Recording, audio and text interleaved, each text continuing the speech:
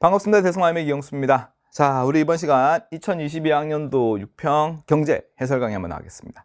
자, 시험 보신다고 고생 많이 했습니다. 우리 특히 경제를 선택한 그렇게 많지 않은 학생들, 그쵸? 자부심을 가지고 자, 공부를 하고 계실 것 같은데, 자, 우리가 기대했던 것보다는 경제 문제가 어렵지는 않게 나왔어요. 쌤, 문제가 어려운 게 좋은 겁니까? 그렇죠, 좋은 거죠. 문제는 어렵게 나와야 됩니다. 어렵게 나오고 우리는 그 어려운 문제를 남들보다 더 좋은 점수를 받으면 훨씬 더 큰 이익이 될 거니까.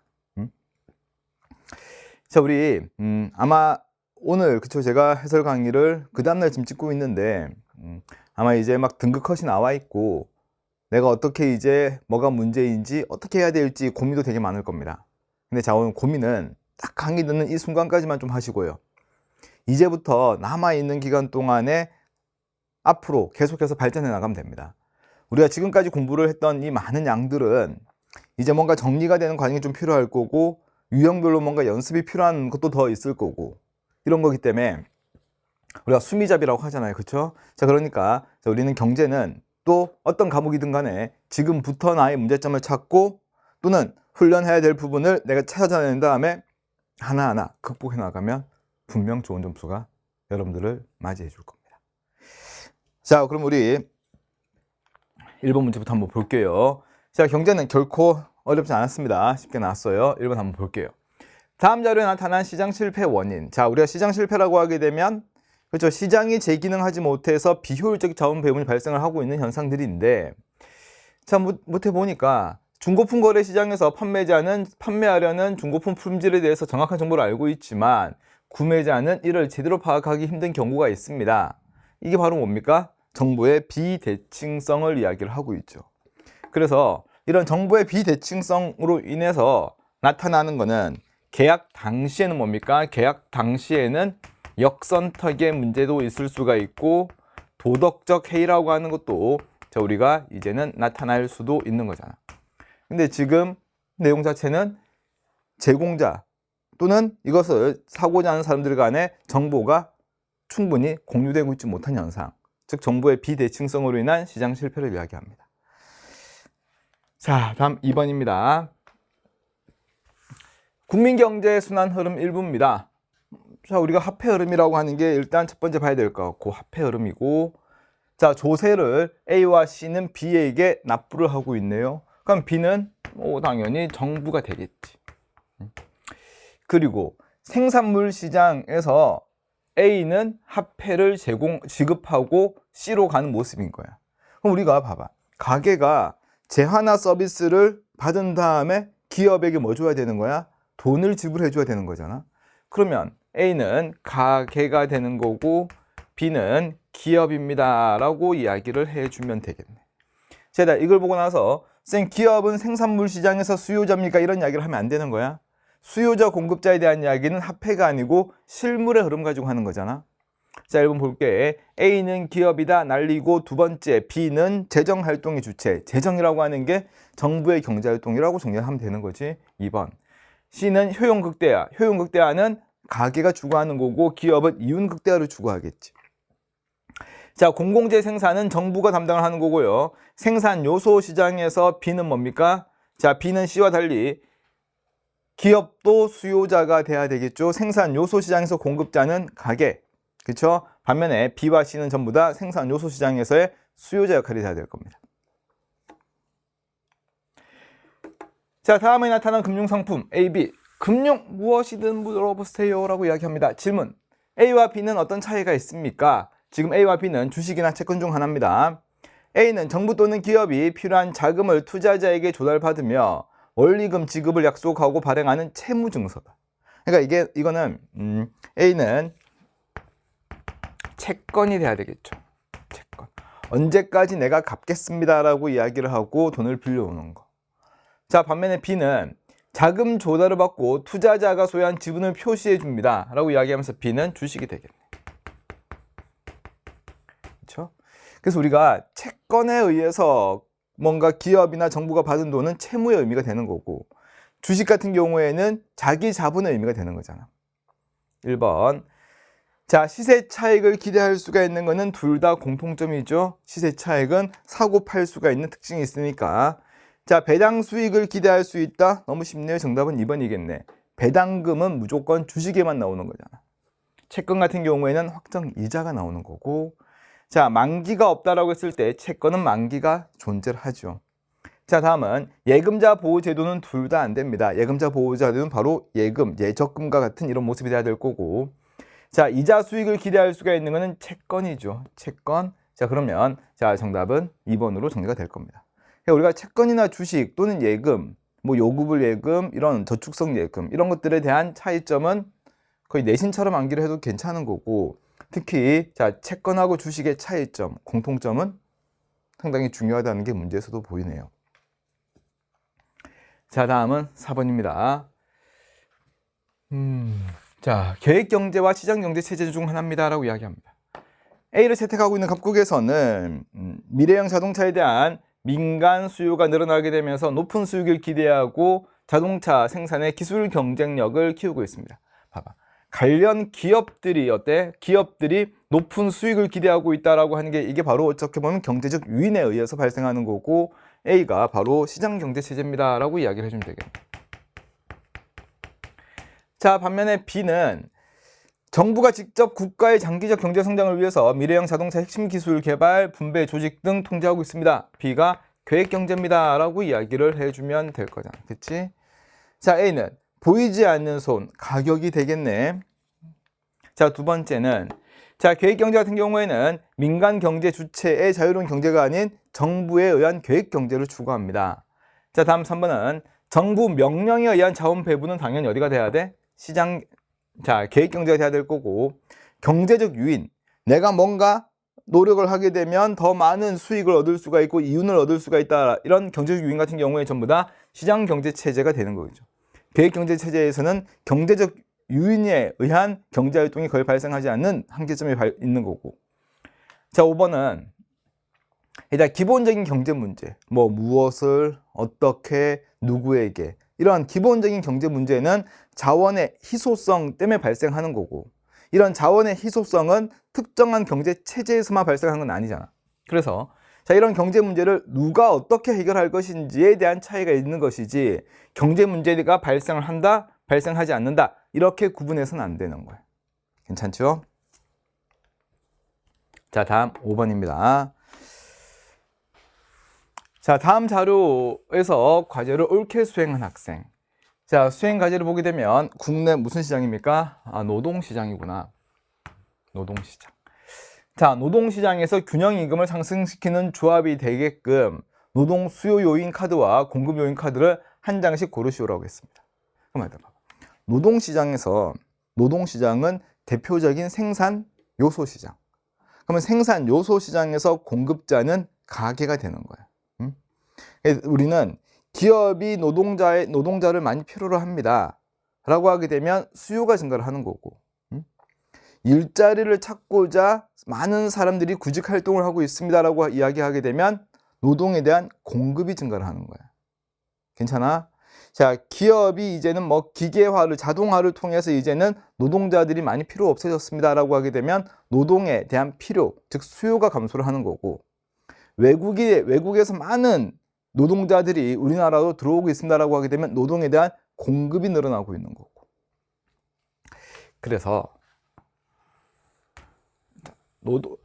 노동시장에서는 여기가 임금이 되는 거잖아. 그치? 여기가 노동량이 되는 거고.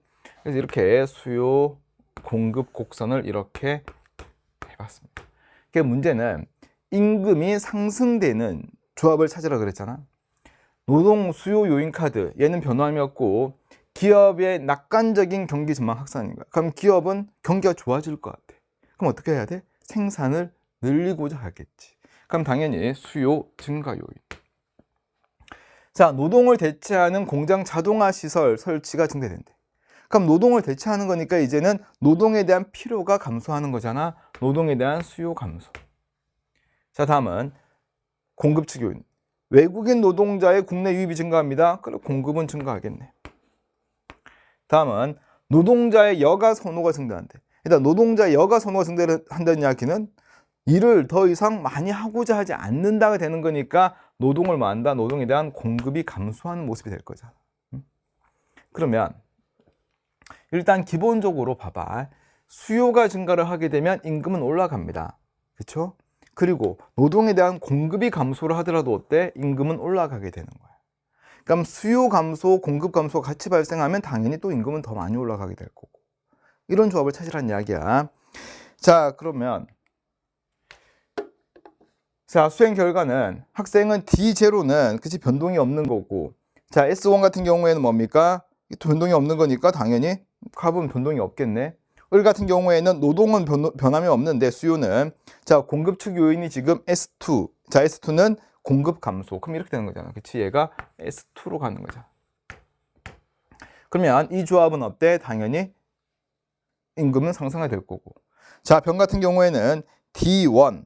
그쵸? D1은 수요가 증가하는 거. 자, 그리고 S2는 공급이 감소하는 거. 그렇죠. 맞죠. 자, 이렇게 하는 거잖아. 이렇게. 여기가 D1입니까? 이렇게 하는 거잖아. 그럼 D1, S2 되면 어떻습니까? 당연히 여기도 증가를 하겠네. 자, 반면에 전 같은 경우에는 D2 같은 경우에는 수요 감소. 그치? D2는 수요 감소. 이렇게 되네. 자, 그리고 S0는 공급인 변함이 없는 거. 여기잖아. 결국 두 개 누굽니까? 을과 병에서 균형 임금이 상승하게 됩니다. 라고 하면 될 것 같아. 자, 다음 6번입니다. 그림은 XJ 시장의 수요와 공급 공성 나타내고 있습니다. 정부는 시장에서 형성된 균형 가격 P0가 너무 어떻게 하다고 판단해서 누구를 보호하기 위해서 P1을 상한선으로 하는 가격 규제 정책입니다. 한번 봐봐. 균형 가격보다 아래에 존재를 하는 거니까 얘는 최고 가격제 되는 거고, 시장 가격보다 아래에 존재를 하는 거니까 당연히 누구한테 좋은 거야? 그치, 수요자에게 좋은 거 아닐까? 자, 한번 볼게. 1번. 가는 P0가 너무 높다고 판단되는 거니까 이거 이상 받지 마라고 이야기를 해주고 있는 거야. 자, 두 번째는 공급자가 아니고 수요자 보호하기 위해서가 돼야 되겠지. 자, 3번 최고 가격제다. 그냥 주는 거겠네요. 다음 4번은 거래량은 증가를 하는 게 아니고 원래 거래량 Q0였는데 Q1이 되는 거니까 거래량 감소합니다. 기억 시후에 초과 수요는 Q1에서 Q2 이만큼의 초과 수요가 발생하겠네. 특별하게 할 말은 없는 것 같네. 다음 7번. 교사 질문에 대한 옳은 답변 찾으라 그랬습니다.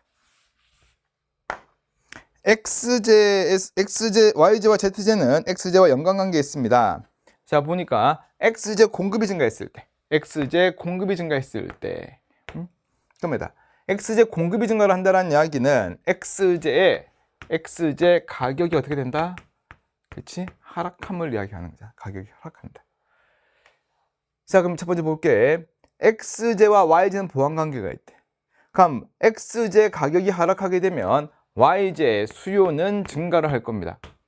XJ 가격이 하락하게 되면 대체관계에 있는 ZJ에 대한 수요는 감소하게 될 거야. 1번 기억. XJ 거래량 증가한다. 왜? 공급이 증가를 하니까. 우리 이런 문제는 굳이 안 그려도 되지 않을까? 이렇게까지는. 그치? 지금 이렇게 된 거잖아. 이렇게. 그럼 당연히 거래량 어떻게 돼? 거래량은 증가를 하겠네. 자, 두 번째. 자, YJ 가격이 상승한다고 그랬는데 YJ는 어떻습니까? 수요가 증가하네. 수요가 증가하는데 가격 상승하겠네. 수요가 증가를 하는데 거래량 감소한다. 말이 안 될 거고. 자, ZJ 같은 경우에는 수요 감소를 한다는 이야기는 가격 떨어지고 거래량도 떨어지는 거니까 P 곱하기 Q는 무조건 감소할 겁니다. 난 8번입니다. 자, 연도별 실업자 수와 비경제활동 인구를 나타낸 것입니다. 이에 대한 옳은 분석만을 보기 위해서 고른 것은, 자, 18년에서 2020년에 15세 이상 인구는 5천만 명으로 갔다고 나왔습니다. 그럼 한번, 그렇지? 이런 문제는 이렇게 적으면 될 것 같은데, 저 2020년까지. 자, 그러면 여기는 먼저 취업자, 실업자, 비경제활동 인구 이렇게 적고 총 인구는 5천만 명이 되네. 일단 자, 2018년 여기 보니까 실업자 수가 1000, 비경제활동 인구도 1000. 그렇죠? 1000만 명, 1000만 명. 그럼 5천만 명이 될 거니까 여기는 3천만 명. 자, 2019년 같은 경우에는 실업자 1000만 명, 비경제활동 500만 명. 1000만 명, 500만 명. 여기는 3,500만 명. 자, 2020년 비경제활동 1000, 실업자 500. 그렇죠? 여기 500, 여기 1000. 그럼 여기는 똑같이 3,500. 이거 하면 될 것 같은데. 자, 기억 볼까? 자, 2018년과 19년의 실업률은 같다. 일단 실업률은 뭡니까? 실업률은 경제활동 인구에서 얘가 차지하고 있는 정도를 이야기하는 거잖아. 그럼 얘는 4,000분의 1000, 4,500분의 1000이니까 같다. 답이 될 수가 없겠네. 자, 두 번째는 자, 2018년과 19년에 취업자 수는 같다. 2018년 취업자 3,000, 2000은 3,500. 아니네. 자, 다음 디귿은 경제활동 참가율은 같다라고 했을 때 어차피 지금 15세 이상인과 같은 상태이니까 이거 두 개 합이 같으면 되는 거잖아. 그치? 자, 여기는 4,000, 여기도 4,000이 될 거니까 디귿 맞고. 자, 고용률은 전 15세 이상 인구, 노동 가능 인구에서 취업자가 차지하고 있는 정도를 이야기하는 거니까 19년, 2000년 취업자 수 같으면 분모 같을 거니까 디귿 리얼 하면 될 것 같네요. 자, 다음에 9번입니다. 다음 자료에 대한 분석 및 추론으로 옳은 거 찾아주세요 라고 했습니다. 그렇죠? 자, 물가 수준은 GDP 디플레이터로 측정하겠습니다 라고 나와 있어요. 지금 2020년에 실질 GDP가 1000이고 명목 GDP는 1100입니다. 그렇죠? 우리는 뭐 다 알다시피 GDP 자, 디플레이터 같은 경우에는 어떻게 구합니까? 실질 GDP분의 명목 GDP 곱하기 100을 할 거잖아. 그치? 이렇게 할 거야.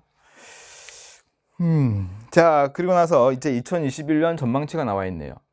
명목 GDP를 우리가 측정을 이제 이렇게 전망을 하고 있는 거야. 민간 소비, 민간 투자, 정부 지출, 순수출을 이야기를 하고 있네요.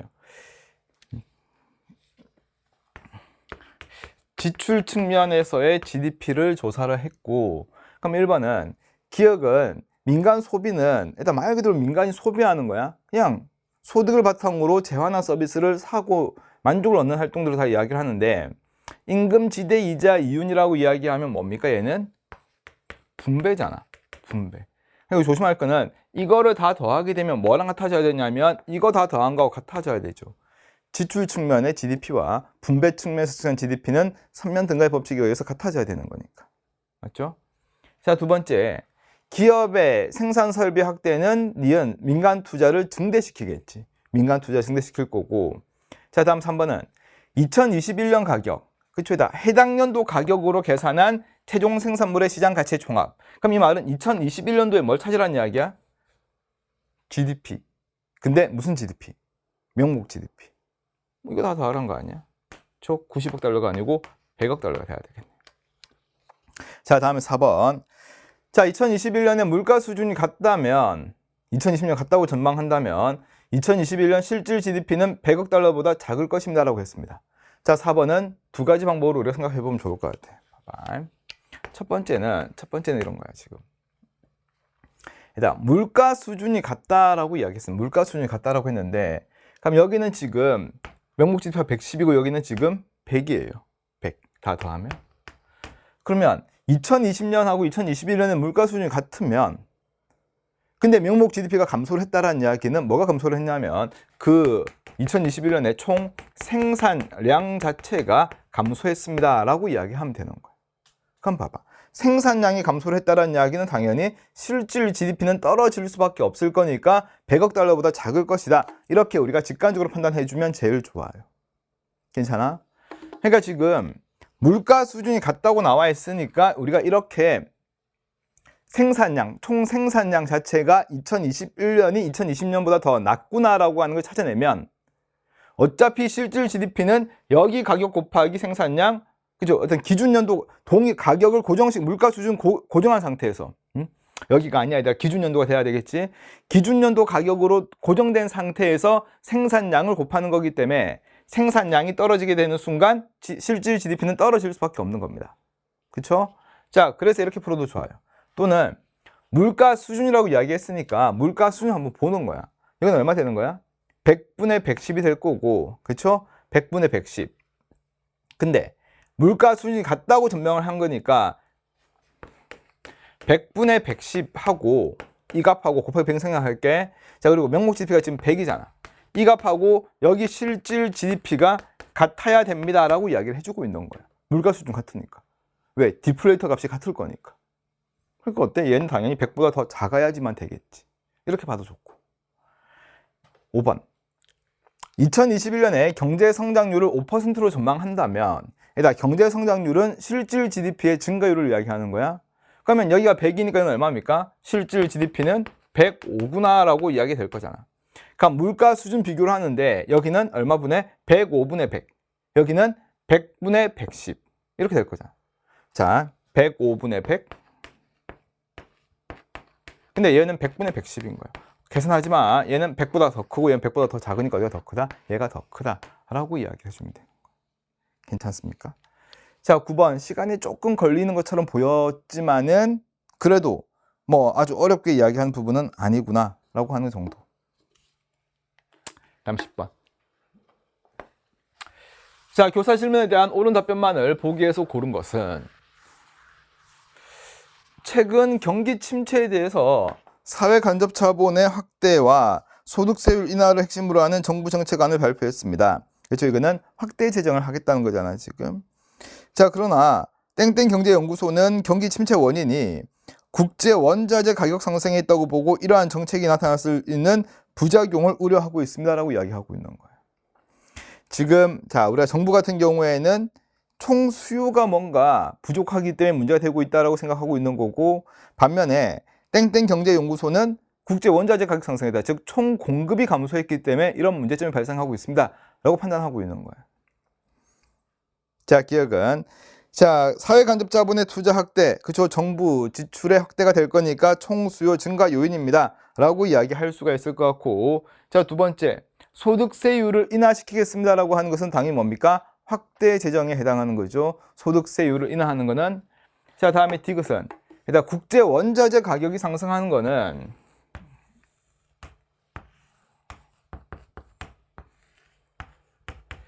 총 수요 총 공급을 이야기했을 때 어때? 이렇게 가는 거잖아, 그치? 이렇게 가는 거라고. 그러면 여기가 뭡니까? 여기가 실질 GDP가 되는 거고, 여기가 물가가 될 거니까 실질 GDP는 뭐합니까? 감소하는 요인이 되겠지. 자, 리얼에 디플레이션이라는 이야기는 물가 수준 떨어지는 걸 이야기하는 거야. 우리가 차라리 총 공급이 감소하게 되면 스태그플레이션이 발생할 가능성이 높다라고 이야기를 해주셔야 됩니다. 자, 우리 지금 이렇게 풀이를 하는데 왜 소득세율 인하가 확대 재정입니까? 긴축 재정입니까? 이런 것까지 이야기를 할 수는 없어요. 맞죠? 자, 결국 자, 세율을 인하시킨다라는 이야기는 자, 정부가 시중의 통화량을 늘리고자 하는 확대 재정에 해당하는 겁니다. 자, 이 정도 내용은 충분히 알 거라고 생각을 좀 할게요. 네. 자, 우리 칠판 조금만 정리를 하고 11번부터 이어서 좀 찍도록 할게요. 자, 우리 계속해서 11번 한번 볼게요. 자, 옳은 분석을 고르라고 그랬습니다. 경상소득은 자, 근로 사업도 하나 빠진 게 뭡니까? 하나 빠진 게 그쵸, 재산소득이 빠져 있네. 이전소득, 비경상소득이 이렇게 나와 있습니다. 자, 기억 볼게. 일시적으로 지급받는, 일단 일시적이다 답이 나와 있잖아. 얘는 비경상소득이 될 거니까 기억 답이 될 수가 없고. 자, 니은에 경상소득 대비 비경상소득의 비율은 19년과 2000년, 2020년에 같대. 그럽니다. 이 말은 이것 분의 이거를 한번 해보라는 건데, 보면 얼마입니까? 5100분의 100을 이야기를 하는 거고, 자, 여기는 4800에 4900분의 얼마입니까? 100을 이야기하고 있는 거 아닙니까? 그렇지? 그럼 얘가 당연히 더 크겠네. 같을 수가 없겠네. 자, 다음에 디귿은 근로소득이 경상소득에서 차지하고 있는 비중은 2020년이 크대. 그러면 여기서 경상소득 총 얼마입니까? 경상소득은 5100에서 4500. 여기는 4900에서 4600이 될 거니까 분모는 더 작은데 분자 더 클 거니까 2020년이 당연히 더 크겠네. 다음 리얼은 경상소득 중에서 매달 지급받는 공적연금을 포함하는 항목. 공적연금은 이전 소득이잖아, 그치? 그러면 2020년에 100만 원입니다. 어때? 너무 쉽게 디귿 의료를 정답이 나오네. 다음 12번. 자, 인플레이션의 유형을 이야기를 하는데, 가는 총 수요가 증가를 해서 발생하는 수요 견인 인플레이션이 될 거고, 자, 여기는 총 공급이 감소했다는 이야기는 비용 인상 인플레이션. 그치? 자, 비용 인상 인플레이션이 될 겁니다. 자, 여러분 볼게. 정부 지출 축소가 아니고 정부 지출 확대가 돼야 되겠지? 자, 다음 두 번째는 기업의 투자 지출 증가, 투자 지출, 민간 투자가 증가를 한다 뭡니까? 당연히 총 수요가 증가되는 거잖아. 민간 소비, 민간 투자, 정부 지출, 순수출. 이게 총 수요 공급 요소, 총 수요 구성 요소잖아. 자, 다음 3번은 가를 억제하기 위해서는, 즉 총 수요가 증가하는 것을 억제하기 위해서는 중앙은행은 금리를 인상시켜야 되겠죠. 그래야지 투자가 감소를 하게 될 거고 소비가 감소를 하게 될 거니까. 자, 그 정답은 3번이 될 거고, 다음 4번은 일단 나를 억제하기 위해서는 중앙은행의 국공채 매입이다. 우리가 중앙은행이라든가 정부가 하는 정책은 전부 다 총수요와 관련된 정책이 되는 거잖아. 그럼 중앙은행의 국공채 매입을 확대를 하게 되면 총수요가 증가를 하게 될 건데, 자, 여기서 지금 두 가지 문제 생기잖아. 경기 침체, 물가 상승. 근데 여기에서 이렇게 가버리게 되면 뭡니까? 경기는 살아날 수가 있지만 물가는 더 올라가고, 만약 총수요를 감소시키게 되면 물가는 떨어지겠지만 경기는 더 안 좋아질 수가 있는 거고. 그치? 자, 이거를 극복하기 위한 정책은 총 공급을 다시 오른쪽으로 가는 것밖에 없어요. 그러니까 기업에 대한 지원을 확대, 기업의 어떤 총 공급이 증가를 할 수 있는 이런 요인들을 찾아내서 얘를 오른쪽으로 가는 것밖에 없습니다. 중앙은행이라든가 또는 정부가 하는 재정, 통화 정책은 전부 다 총수요와 관련된 정책이다. 기본이잖아. 자, 다음 5번은 경기 호황이 아니죠. 보니까 실질 GDP가 떨어지고 있다는 이야기는 경기 침체. 그래서 우리는 비용 인상 인플레이션이 발생하게 되면 스태그플레이션 현상이 발생을 하게 되는 거잖아. 다음 13번. 자, 갑국과 을국의 경상수지 일부 항목을 나타내고 있습니다. 국제거래는 두 국가 사이에서만 이루어진대. 자, 갑국은 상품 수지는 30억 달러 흑자를 이야기합니다. 그쵸? 그럼 일단 1번은 지식재산권 사용료. 참 요즘 단골이다. 지식재산권 사용료는 어디에 속합니까? 서비스 수지에 속합니다. 자, 두 번째, 갑국의 상품 거래액은 30억 달러입니다 라고 했는데, 일단 우리가 30억 달러 흑자라고 그랬잖아. 흑자. 그치? 이 말은 갑국이 상품을 수출한 금액에서 을국에서 수입한 금액을 뺀 나머지가 얼마라는 거야? 30억 달러란 이야기야. 100억 달러 수출하고 70억 달러 수입을 해도 괜찮은 거고, 50억 달러 수출을 하고 20억 달러 수입을 해도 괜찮은 거야. 거래액 자체가 30억 달러라는 이야기가 아니고, 자, 갑국하고 을국의 거래 결과 얼마다? 30억 달러 흑자를 이야기하는 거니까 2번도 답이 될 수가 없고, 3번. 갑국은 무상 원조를 포함하는 항목, 이전 소득이잖아? 그럼 봐봐. 을국의 이전 소득 수지가 흑자라는 이야기는 두 국가만 교류하는 과정에서는 당연히 갑국은 적자가 돼야 됩니다. 다음 4번. 자, 을국은 경상수지가 30억 달러 적자래요. 보면 봐봐. 25억 적자. 그럼 상품 수지가 갑국이 30억 흑자면 30억 적자. 서비스 수지가 20억 달러 자, 갑국이 적자면 여기는 20억 달러 흑자 이렇게 될 거잖아. 이거 다 더하면 되는 거야. 그럼 마이너스 10, 마이너스 5, 마이너스 30. 그러면 30억 달러 적자다라고 하는 4번이 될 거고. 5번은 서비스 거래를 통한 외화 유입이다. 유입이라는 이야기는 들어오는 거잖아. 들어오는 거. 그러면 을국 같은 경우에는 20억 달러 뭡니까? 20억 달러 흑자가 돼야 되는 거니까, 자, 유입액이 유출액보다 더 많아야 되겠지. 다음 14번입니다. 자, 다음 자료에 대한 옳은 분석으로 옳은 걸 찾으러 그랬습니다. 자, 보는데, 자, 그림과 같이 톤당 10달러의 균형 가격이 형성되어 있습니다. 자, 농민들의 소득 불안정을 개선하기 위해서 순서대로 실수를 했대요. 첫 번째 단계는, 자, 정부는 톤당 12달러의 콩의 한 가격을 설정합니다. 자, 두 번째 단계는 정부 지출을 통해서 시장의 초과 공급분을 하한 가격의 전량 매입하여 비축하겠대. 한번 봐봐. 일단 여기서 정부가 매입을 한다고 했는데, 이 매입은 누구한테 하는 거야? 당연히, 그렇지, 공급자한테 내가 사서 정부가 보관하겠다는 거야. 자, 1번 볼게. 자, 기억 이전의 총 잉여는 200달러입니다 라고 했을 때 일단 총 잉여는 이거잖아 지금 여기. 그러면 20 곱하기 10 곱하기 2분의 1 하면 100달러가 돼야 될 거고. 자, 두 번째, 기억의 결과 거래량은 2톤 증가한다고 그랬는데 지금 한 가격을 여기에다가 설정을 해버리게 되면 이렇게가 거래되겠네. 그치? 이렇게가. 그러면 자, 2톤 증가를 하는 게 아니고 원래 10톤에서 2톤으로 18톤으로 2톤 감소할 것 같고. 다음은 3번. 자, 기억의 판매 수입은 64달러 됩니다 라고 했을 때 봤잖아. 판매 수입은 지금 여기잖아. 여기. P 곱하기 Q가 될 거니까 자, 96이 돼야 되겠네. 자, 다음에 4번. 니은의 결과 생산자 잉여는 72달러라고 그랬는데 자, 니은은 지금 봐봐. 첫 번째는 지금 가격 하한선을 이렇게 두고 있었는데 초과 공급분에 대해서도 정부가 구매를 해준대. 그러면 당연히 두 번째 2단계에 따른 정부 어떤 공급자의 잉여의 크기는 지금 빨간색 여기 삼각형의 크기만큼 돼야 될 것 같아. 그러면 여기는 12 곱하기 여기도 12 곱하기 2분의 1 될 거니까 12 곱하기 6 하면 72달러입니다. 정답은 4번.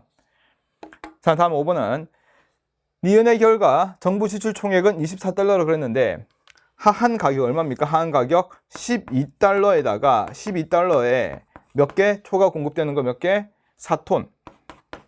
이렇게 사는 거잖아. 그럼 얼마입니까? 48달러가 돼야 되겠네. 오케이?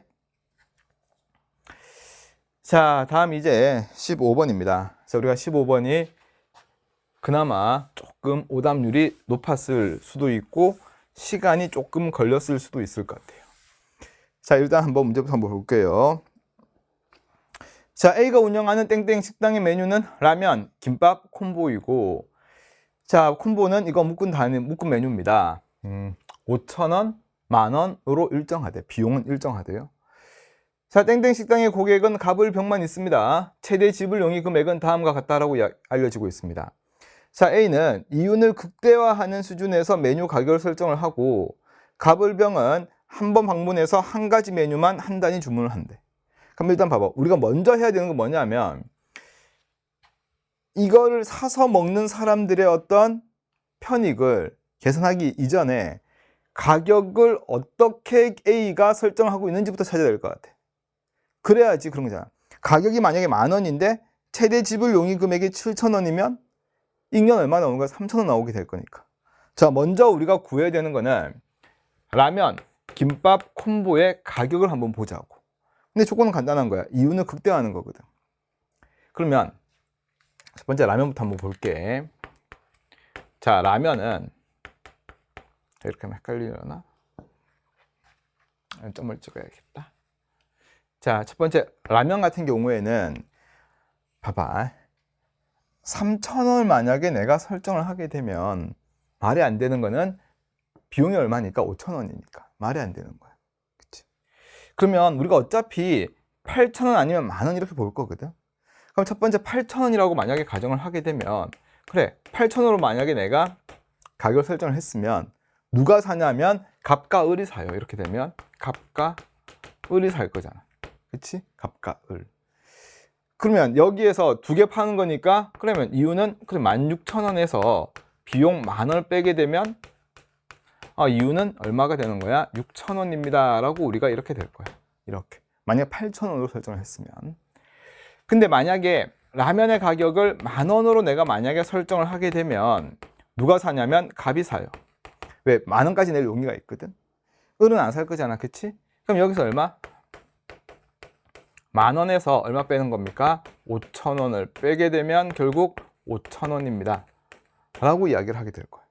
그럼 결국 A가 이윤 극대화를 하기 위해서 나오는 라면의 가격은 얼마가 돼야 돼? 라면의 가격은 8,000원입니다 라고 이야기해 주면 돼. 8,000원입니다. 자, 이렇게 구해도 좋고 또는 봐봐. 지금 이 친구가 A가 최대로 지금 가격을 설정할 수가 있는 건 10,000원인 거야.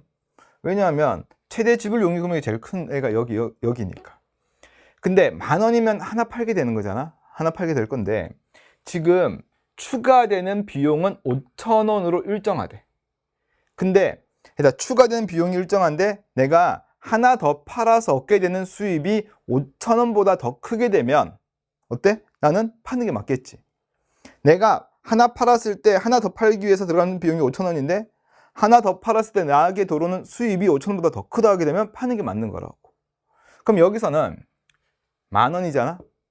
근데 이렇게 8,000원 되면 두 개 팔 건데 결국 얼마 되는 거야? 16,000원 되는 거니까 추가되는 수입이 6,000원이고 추가되는 비용은 5,000원인 거야. 그럼 어떻습니까? 당연히 팔고자 할 거라고. 이해되나? 자, 그래서 우리가 8,000원입니다 라고 찾아도 좋은 거야. 이렇게.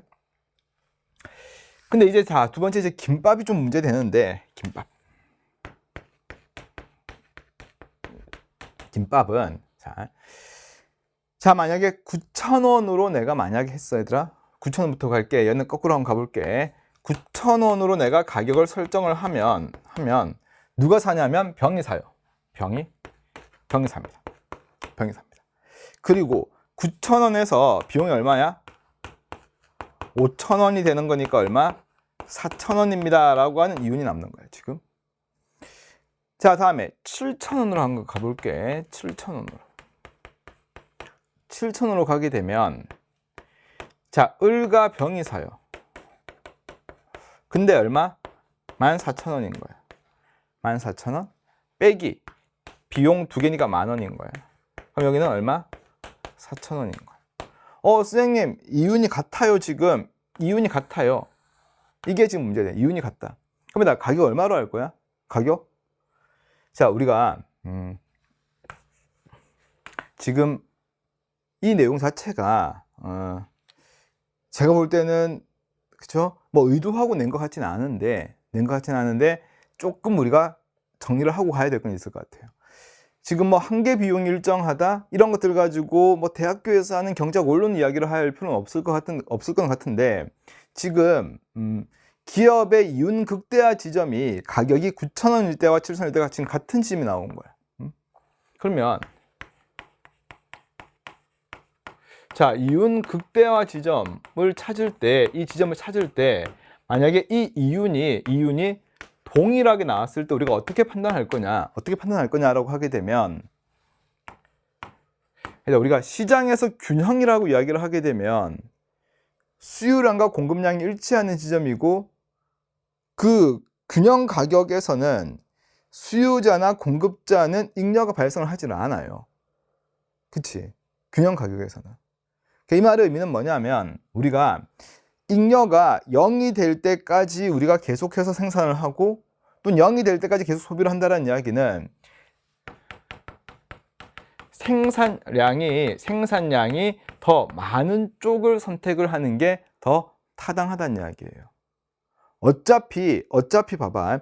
기업은 하나 생산하나 두 개 생산하나 이윤이 같으면 그럼 또 기업 입장에서는 하나보다는 두 개를 생산하는 게 어떤 시장의 균형이란 말의 의미에서 봤을 때는 더 타당할 수가 있다는 이야기예요. 어차피 생산을 할 때 하나, 두 개 같을 때 우리가 이 균형이란 말 자체가 결국에는 잉여가 없을 때까지 생산을 한다는 거거든. 그치? 그럼 결국에 어디까지? 여기까지 끝까지 생산량이 하나, 두 개, 세 개 다 같아도 어디까지? 세 개 되는 지점까지 생산하는 게 더 타당할 수가 있다는 거야. 이윤이 같으면. 그러면 자, 이렇게 나왔을 때 우리는 봐봐. 가격을 얼마로 봐야 돼? 가격은 7,000원입니다 라고 가는 게 맞다는 거야. 7,000원으로. 9,000원이 아니고. 왜? 여기는 몇 개 생산할 거니까? 두 개 내가 팔 거니까. 자, 마지막 콤보 한번 볼까? 자, 콤보예요.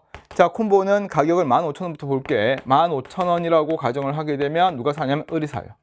자, 그런데 하나당 비용이 10,000원 될 거니까 15,000원 빼기 10,000원을 하게 되면 5,000원입니다 라고 이야기를 하게 될 것 같아. 자, 그런데 자, 14,000원으로 하게 되면 이제 누가 삽니까? 갑과 을이 사요. 자, 그러면 여기서는 얼마? 28,000원이 될 거고 빼게 되면 20,000원이 되겠네. 그럼 이건 얼마입니까? 8,000원의 어떤 이윤이 발생하게 되는 거예요. 그러면 콤보는 얼마? 콤보는 그렇죠. 14,000원이라고 하는 가격이 나오게 되는 거예요. 그 마찬가지로 15,000원일 때는 한 명, 한 개. 근데 14,000원 됐을 때는 추가되는 수입이 얼마입니까? 추가되는 수입이 13,000원. 근데 추가되는 비용은 10,000원. 그럼 당연히 15,000원보다는 14,000원의 가격 설정하는 게 맞다는 이야기예요. 자, 그래서 일단 정답은 1번으로 나옵니다. 이게 이렇게 해봤을 때 분명히 고민이 됐겠지만 정리를 하게 되면, 자, 이윤이 동일하다 하게 되면 어디에 생산한다? 기업은 어디에서 더 생산량이 많은 지점에서 생산을 하는 게 더 타당하다. 이거 정리가 필요할 것 같아. 자, 콤보의 가격은 14,000원, 라면 가격은 8,000원. 그러면 6,000원 더 높네. 자, 갑과 병은 콤보로 주문할 것이라고 했을 때 이제는 따져봐야 되겠지. 봐봐. 라면이 8,000원일 때 얘는 이제는 익력 얼마? 2,000원. 그렇죠? 자, 그리고 김밥은 안 사겠네. 자, 콤보는 0이겠네. 얘는 라면 사겠네요. 자, 여기 같은 경우에는 가격이 지금 8,000원이면 여긴 익년 0. 자, 그리고 7,000원이면 여기도 익년은 0. 여기는 얼마? 1,000. 이렇게 되겠네. 그럼 당연히 얘는 콤보 사겠네. 자, 얘는 안 사겠네. 라면. 자, 여기는 얼마입니까? 7,000원이니까 2,000원의 익력. 이거 안 사겠네. 자, 얘는 김밥 사겠네. 이런 식으로. 자, A의 총 이윤은 6,000원입니다 라고 했을 때 총 이윤은 방금 우리가 산 애들에다가 비용을 빼주면 되는 거고, 총 비용은 자, 얼마입니까? 5,000원, 5,000원, 만원 더 하게 되면 결국 라면, 김밥, 라면, 김밥, 콤보 하나씩 팔리는 거잖아. 그치? 그러면 비용은 얼마? 20,000원입니다 라고 하면 될 것 같아. 네, 반갑습니다. 대성마이맥 이용수입니다. 자, 우리 6평 15번 문제에 대해서 한번 다시 이야기를 한번 해볼게요. 자, 지금 제가 찍은 그 내용을 지우지 않고, 자, 우리 추가적으로 이제 한번 더 보는데, 학생들 질문도 많이 오고, 또 다른 선생님들 해설도 이렇게 좀 다르다고 이야기해서 제가 한번 봤더니, 자, 이렇게도 해석을 할 수가 있다라는 측면이 있기 때문에 한번 더 보겠습니다. 자, 일단 보면, 다른 건 다 동일해요. 근데 지금 A는 이윤 극대화하는 수준에서 메뉴 가격을 결정하고 있고, 갑을병은 매일 한 번 방문해 가지고 한 가지 메뉴만을 한 단위 주문한다 이렇게 나와 있습니다.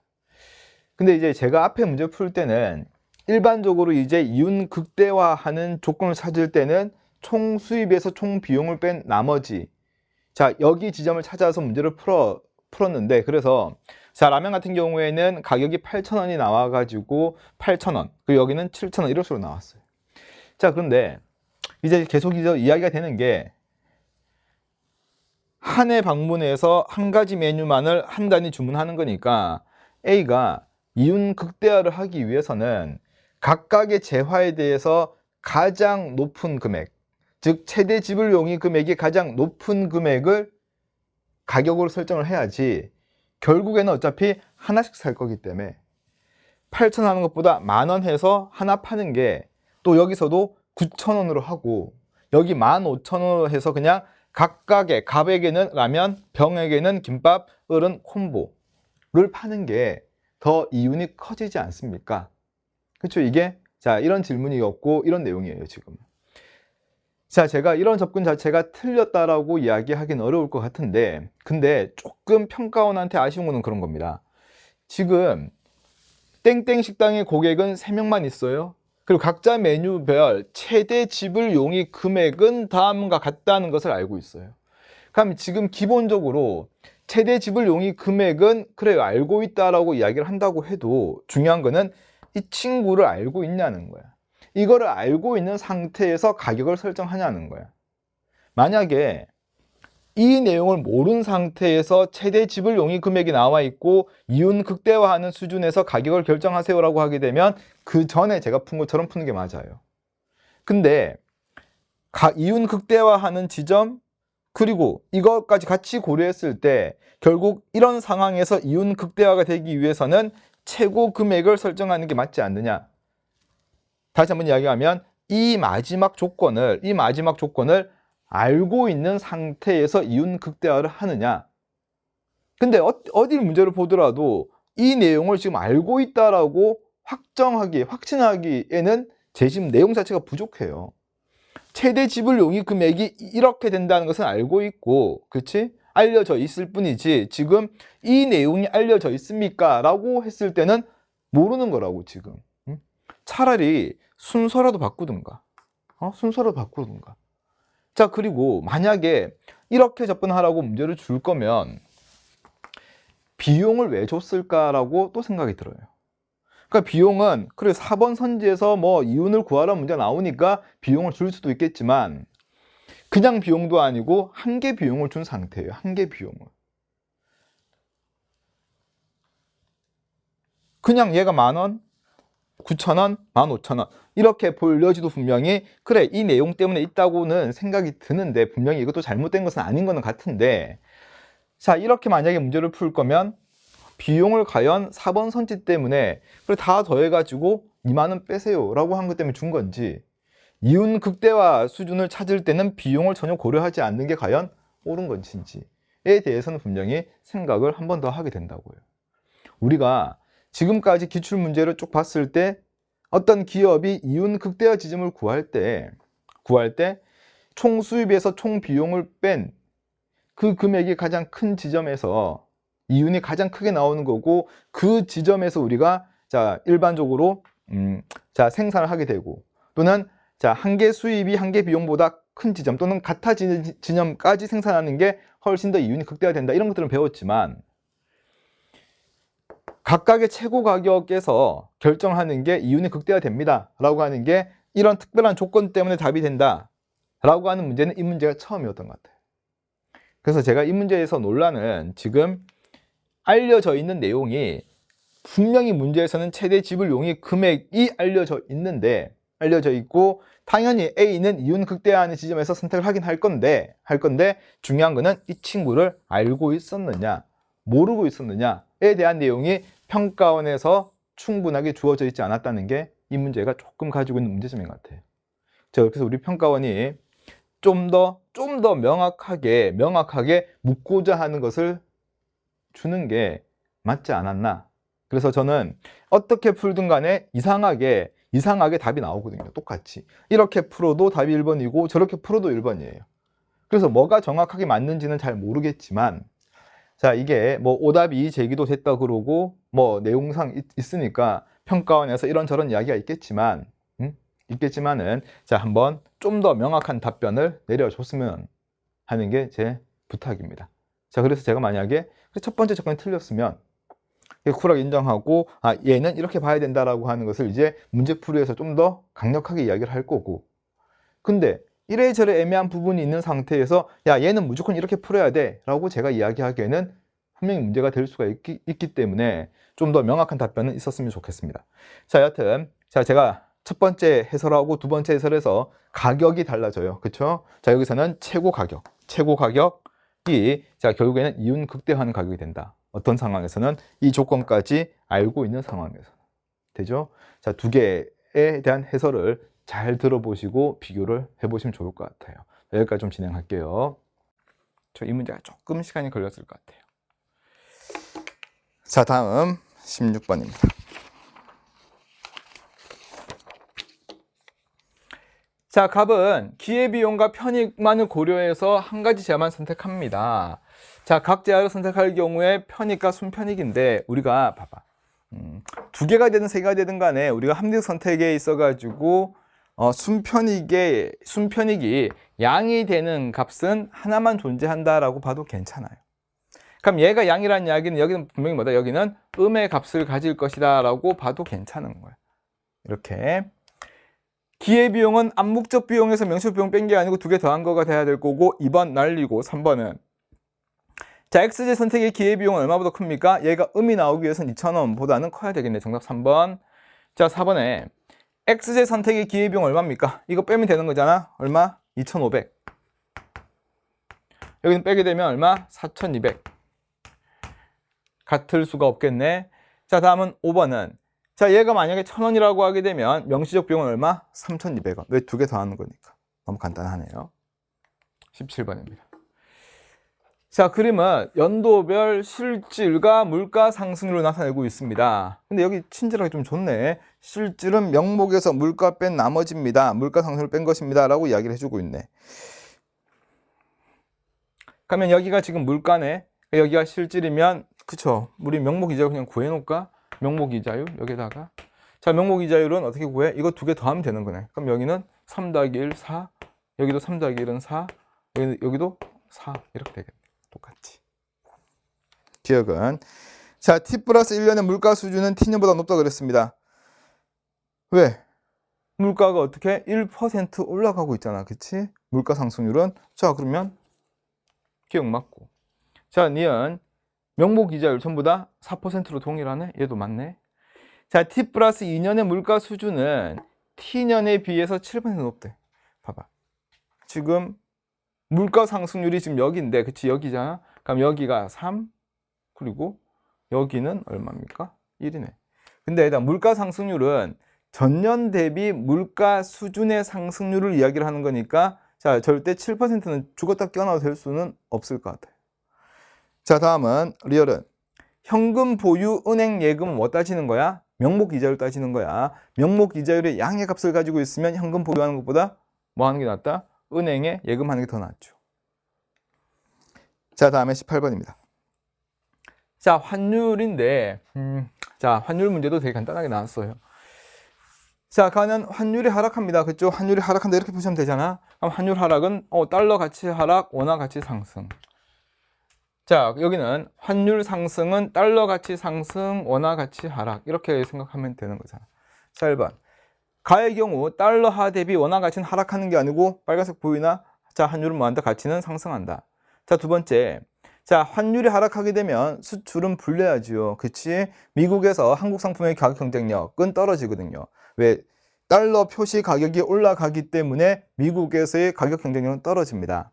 자, 다음은 3번은 가의 경우 한국 기업의 달러화 표시 외채 부담은 증가한다라고 했을 때, 봐봐. 가치가 높아진 돈 가지고 낮아진 돈을 갚으면 되는 거니까, 자, 부담은 당연히 완화돼야 될 것 같고. 자, 다음 4번은 환율 상승하게 되면 수출 증가, 수입 감소입니다. 그러면 대미 상품 수준 악화되는 게 아니고 개선될 겁니다. 마지막 5번은 나의 경우 미국으로 여행 간 한국인의 여행 경비, 똑같은 거잖아. 가치가 떨어진 돈 가지고 가치가 높아진 곳으로 여행 가게 되면 더 많은 원화가 필요합니다. 달러로 바꾸기 위해서는, 같은 달러로 바꾸기 위해서라도. 자, 그래서 경비 부담은 증가한다. 정답은 5번.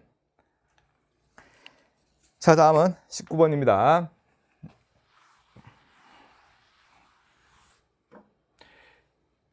자, 생산 요소를 투입했을 때 생산량입니다. 노동량은 같다고 하네. 생산 가능성도 직선이고.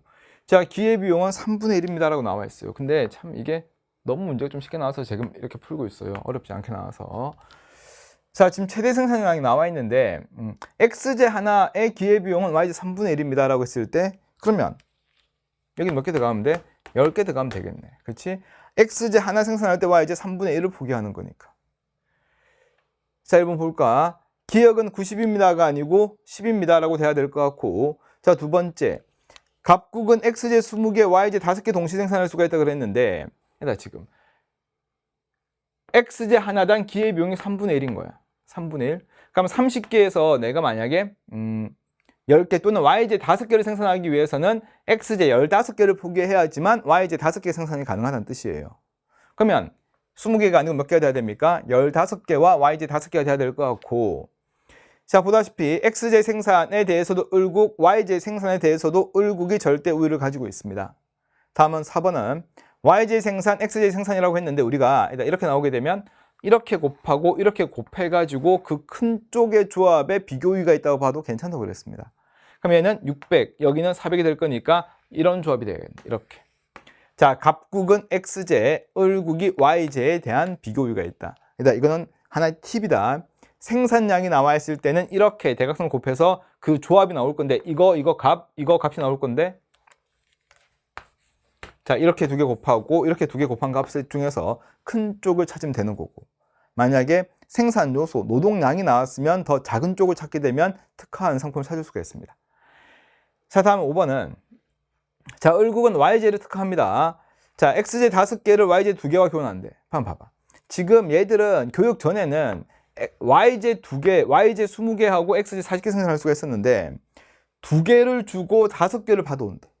얘들은 2개를 주고 많이 해봐야 몇 개만? 4개를 생산할 수가 있는 거거든. 그치? 근데 2개 주고 5개 받아온다라고 하게 되면 얼굴은 되게 고마워하겠네. 교육을 하지 않게 되게 되면 2개 포기하고 많이 해봐야 xj 4개인 거야. 근데 이제 갑국한테 2개 주고 xj 5개 받아오게 되면 교육 전보다 더 많은 xj를 소비할 수가 있을 거니까 당연히 교육에 참가를 할 겁니다. 정답은 5번이 돼야 되겠네요. 자, 다음 20번입니다. 자, 20번은 문제만 좀 잘 봤으면 좋을 것 같아. 자, 수출 보조금 지급 후야. 수출 보조금 지급 후의 갑국의 변화를 이야기합니다. 자, xj 수출 한 단위당 보조금 S만큼의 지급 정책을 검토하고 있습니다. 국제 가격에 보조금을 더한 금액에서 전체 공급량이 결정이 되고 전량 수출하게 됩니다. 고정되어 있고 유입은 없대요. 자, 1번 볼게요. 자, A는 국내 소비자 잉여에 포함된다 그랬는데 이제 봐봐. 수출 보조금을 지급하게 되면 소비자 잉여 어디입니까? 여기가 국내 소비자 잉여가 돼야 될 거잖아. 그러면 A는 포함된다, X가 돼야 될 것 같고, 자, 두 번째, 해외 수출액은 액은 수출하는 양은 얼마입니까? 여기가 수출량이 될 거고요. 수출량이 될 거고 어디 금액에서? 이 금액에서 이제 수출을 하게 될 거잖아. 그러면 Q1, Q2 곱하기 P0 더하기 S 이렇게 돼야 될 겁니다. 다음 3번은 자, 국내 소비량은 Q0에서 Q2로 증가를 하는 게 아니고 Q0에서 Q1으로 감소를 해야 되겠네. 다음 4번 정부의 보조금 지급 총액은 지금 보면 보조금은 수출 한 단위당 보조금 S만큼이잖아. 그럼 수출은 지금 얼마만큼 한다고? 여기만큼 수출을 하게 되고 보조금은 어떻게? 여기만큼 S잖아. 그럼 여기가 바로 뭐가 되는 거야? 보조금 총액이 되는 거네. B 더하기 C 더하기 D입니다. 정답 4번. 자, 다음 5번은 국내 소비자는 P0-S 가격으로 XG 소비를 하는 게 아니고 국내 소비자 어디에서? 이 가격에서 이만큼의 소비가 가능하게 될 거란 이야기입니다. 자, 20번도 간단하게 풀리네요. 자, 우리가 푼 것처럼 봐봐. 그렇게 막 계산 과정이 엄청나게 복잡하거나 그런 문제는 없고 15번 정도 문제만 조금 좀 시간을 좀 우리가 썼어야 되는 거고 산수를 좀 해봤어야 되는 문제였던 것 같아요. 나머지 문제는 생각했던 거 이상으로 평이하게 나왔다. 응? 한번 잘 정리를 하시고 아까 처음 이야기한 것처럼 여기부터 다시 시작하시면 됩니다. 자, 시험 보시느라 고생하셨고 강의 듣는다고도 수고하셨습니다. 여기까지 할게요.